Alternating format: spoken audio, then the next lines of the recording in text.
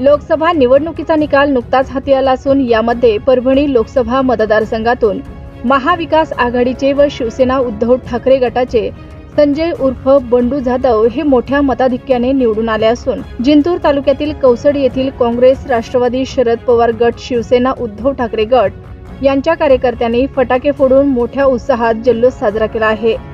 संजय उर्फ बंडू जाधव यांनी हॅट्रिक मारून आपला अस्तित्व कायम ठेवला आहे। महाविकास आघाडीच्या कार्यकर्त्यांनी खासदार संजय उर्फ बंडू जाधव यांना भेटून शुभेच्छा दिल्या।